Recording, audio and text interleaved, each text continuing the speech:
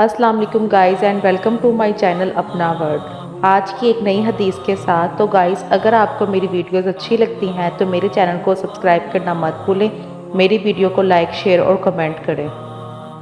بسم اللہ الرحمن الرحیم۔ سبحان اللہ و بحمدہ۔